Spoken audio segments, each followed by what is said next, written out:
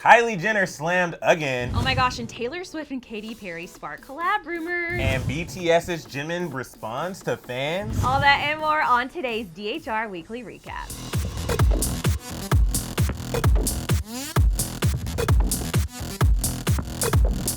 What is up, guys? Welcome to the DHR Weekly Recap. Aaron, how are you? I'm so excited. I'm so caffeinated. I'm so ready for today's show because we're going to be breaking down all of the biggest celeb stories from this week that you might have missed. Yeah, so let's just jump right into it. All right, Aaron, this week we came off of Memorial Day weekend last week. Did you do anything fun? No, just nothing. That was so much fun. That's the best fun. But people, are hanging out by the beach, roasting marshmallows on the fire. And Ariana Grande was roasting herself. Okay, well, kind of. So Ariana Grande joined in on the fun and roasted her very own wax figure. Almost 2 weeks ago, Madame Tussauds famous wax museum in London unveiled the final version of Ariana's latest wax figure, and people were not feeling it at all. Something was just a little off, but back in April, the London Museum had fans weigh in on which Ari-inspired style they wanted for the wax figure between classic, sassy, and Princess Ari. And after Tuesday's tweet, they revealed that fans had gone with the classic Ari look. And the responses of sheer terror, confusion, and WTF set in, but fans flooded Madame Tussauds' Twitter and Instagram accounts from comments like, quote, "Y'all need to melt her face and start over because this ain't it," to hilarious memes of Ariana herself in serious disapproval. And if the fan reactions weren't bad enough, Ariana then got word of the news and in unapologetic Ariana fashion threw some serious shade. So after Pop Crave News posted the photo, Ariana took matters into her own hands, simply writing, "I just want to talk." I mean, I love that she always responds to controversy and to what fans are saying because it really makes her relatable. Totally, and that wax figure, you guys, I have to just say it.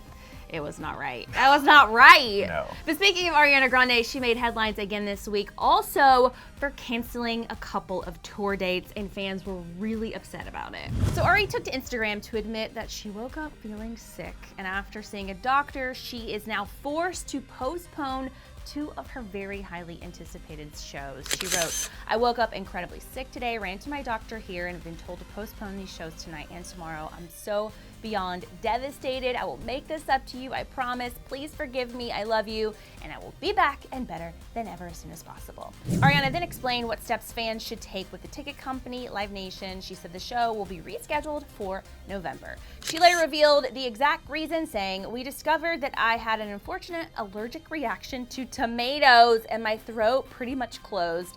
Still feels like I'm swallowing a cactus, but slowly making progress. Thank you for all your love and understanding." But the best part about this is her making a joke out of it, saying, "Nothing more unfair than an Italian woman developing an allergy to tomatoes in her mid-20s. Tomatoes are in everything. That must totally suck, but I am glad that she's feeling a little bit better, and I'm gonna get back on the road in November. I love the little voice. A little bit better. I feel like you heard Southern Aaron a little bit. Okay, but I'm really hoping she gets better too. But speaking of canceled, James Charles, well, he was canceled, then he kind of came back. Anyway, he canceled some of his tour dates, aka all of them. I thought you were gonna say he's canceled again. I was like, again? Wait, what? So, like I said, James Charles canceled all of his tour dates, and he swears the cancellation is not due in part to his very public fallout with Tati Westbrook. Now, over the weekend, James took to his Instagram to announce the unfortunate news. After much thought, consideration, and self-reflecting, James decided it was in his best interest to cancel the 24-state tour. He was adamant that the tour was not canceled because he was quote unquote canceled. And he continued, "The main reason I'm deciding to pull the plug on the tour is that the next few weeks and months, I said I wanted to take time for myself and to be with people that love me and focus on things that make me happy, which is makeup and being with friends and family." But that's not all the James Charles news this week. James Charles' old YouTube was brought to the light. And he don't know that I dug my key into the side of his pretty little souped up four-wheel drive. So this YouTube account is Jay's Coding, and it appeared in people's recommended on YouTube 7 years after it was originally posted. On the About page, you see it says, "Hi, I'm a Mario Kart player. Just so you know, I'm 11. And then we did the math, and this all adds up because James just turned 20, and this was in 2010 when this page was started. One comment said, "YouTube is really out here exposing everyone with their recommendations." Another one said, "YouTube is funny AF for putting this in everyone's recommendations." So since then, we learned that James Charles actually did tweet out a link to the channel or to one of the videos, but then he deleted it. But then YouTube started recommending the video to everyone, so that's why people slowly, like me, started discovering it. Yeah. Oh my gosh, James Charles. He needs a break. He does. I feel like after everything everyone's been through in the beauty community. I think everyone needs to go on some sort of like, I don't know, equestrian like ranch vacation together and drink cocktails. Yes. And stay off social media. Yes, agree. You guys, one of the sad things that happened this week was watching Jimin from BTS cry this week. It was not fun. So BTS recently wrapped up the US portion of their tour. However, there's a video from their performance during the first night in Brazil that had fans really worried. Tweeted, "Oh my God, this is absolutely broke my heart." The Armies said that Jimin was sick and was coughing a lot during the sound check. I'm sure he was crying because he couldn't give us 100%, but someone please let him know that we understand and it's completely okay. The tweet went viral with many people showing concern and wanting him to take care of himself and not be so hard on himself for being not able to perform. However, he responded, you guys. So for some of us who don't speak Korean, he said, "Did you have fun? Now there's something I want to make sure to tell all of you. Actually, this rarely happens, but my body was a little unwell until yesterday. But even so, I was fine because I thought I would do what I could do. But the reason I cried yesterday was because you all sang together with us, right? I was deeply moved by that, and it became a gift for me, guys." You guys, that was so sweet, and it really is so good to see celebrities, pop stars really love their fans so much they would do something like this. Yeah, I was heartfelt. Getting really emotional, and you know, we all love BTS here at Clevver, but what really wasn't a sweet moment this week is the internet dragging Kylie over the way she washes her face. So she posted this video to Twitter, and let's just say that fans and critics had a lot to say. So in the video, as you can see, Kylie is rubbing her face for approximately 5 seconds before rinsing it off and drying herself with a fluffy white towel. And the thing is, said fluffy white towel comes off with massive amounts of foundation on it. And now everybody's out here calling Kylie a scammer. One user said, "What's off to me about Kylie Skin is the fact that she's selling products she clearly doesn't even use. Rich goes to expensive dermas." She washed her face for literally seconds and her foundation was all over the towel. "If I did that, my acne would be popping." Another said, "If you're gonna scam people, at least do a good job at it." Then somebody else said, "People that wash their face with their hair down give me the full-on fear. Get a bobble right now." And then somebody said, "We were all thinking, laugh my off, this is such lazy content. Sis has on a filter so you can't see her skin, washed her face for 0.5 seconds, and has the audacity to have foundation on the towel and still post it." All right, Aaron, I don't know about you, but I take my face routine pretty seriously, but I still feel like people are being really dramatic. And Yeah. you know what I mean? But I mean, it is what it is. People always have something to say. I'm just gonna say it right now. I think the towel had makeup on it before she wiped her face with it. If you see her pick it up, you can kind of see that it's dirty. Yeah. I'm just saying. I'm just putting it out there, playing devil's Interesting. advocate. Okay, moving on from Kylie into some music news this week. We had so much music news happening. Miley Cyrus, Cardi B, Katy Perry, and I think Emile and Sussan covered that on DHR. So Miley's been teasing she is coming, her 6-track EP, for a long time, and we were waiting for it. It features cameos from Mike Will Made It, Ghostface Killah, RuPaul, and she talks about the different places she's been in life, from the influence her mother's had on her to the influence that drugs have had on her. So Miley really gets personal in her lyrics, specifically about the hard times. In Dream, she says, "We're all trying to feel the lonely, drugs rule everything around me." And in the last song in the EP, The Most, Miley talks about the relationship with new husband Liam Hemsworth. She says, "Even in my darkest days, even in my lowest places, you love me the most." Aww. Well, we'd love to talk about this EP all day, but we need to move on to Cardi B's latest single, Press. Cardi's been talking about Press for what feels like forever now, and it's finally here. Now, the cover art is next level, with Cardi bearing all, well, almost all. She's naked with her private parts covered, and she's surrounded by paparazzi, but in the song, she gets into how the media has been a major factor in her career so far, and she remains unbothered with what people have to say about her.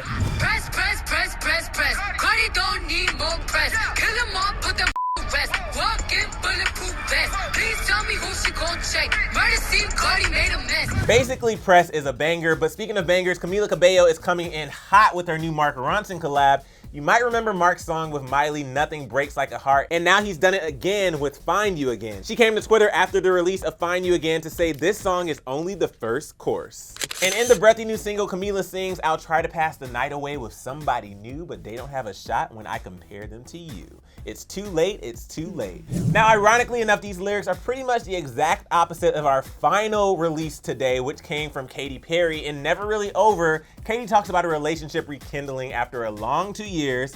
And did someone say Orlando Bloom? She sings 2 years and just like that, my head still takes me back. Thought it was done, but I guess it's never really over. I mean, honestly, I feel blessed. You know, literally so many. I think the reason why this is so exciting, I mean, Cardi B we've gotten music from recently, but yes. Camila Cabello, Miley Cyrus, and why is my brain breaking? Katy yeah. Perry, we haven't gotten music from them in a while. I know, and this particular song with Katy Perry, the clip as well, she looks incredible. Amazing. Like, she's looking better Just, like, than flowing, ever. yeah. And I'm really loving like the vibe of this track, and I mean, I'm just so excited to see what else is gonna come from Katy Perry this year. Yeah, like what? Like what? Well, Katy Perry is also in the news today. Aside from her incredible music, Yeah. there is something pretty major happening, guys, and I kind of can't contain my excitement. But like, it's, I can't even get it out. So Katy Perry and Taylor Swift, as you know, did have a long-standing feud. We know that feud was, essentially put to bed when Katy Perry sent an olive wreath to Taylor before her Reputation tour, which then Taylor posted to Instagram. Yeah. And we haven't really heard too much about the relationship between the two, other than Katy did answer a question about potential collaboration, an awkward answer a little while back. But anyway, some major stuff has happened, you guys, and I mean, we are just so excited. What we've seen from the girls is signals that there is really no more bad blood between them. In fact, they're now supporting each other very publicly. So Katy made the first move by liking a photo Taylor posted of her and her new cat, Benjamin Button, on Twitter, and obviously all Swiftie fans noticed. Then after midnight, Swift added Perry's new single, Never Really Over, to her Apple Music playlist for me. And you guys, is number 13 on the playlist. And I mean, we all know that 13 is Taylor's favorite number, so this is pretty huge. In Taylor's description of the playlist on Apple Music, she wrote, "Everything that happens to us is just part of a story we'll tell someday. These songs are the soundtrack to my story at the moment. I love these playlists for kitchen dance parties, long drives home, sun-soaked reflection, or aggressive bopping.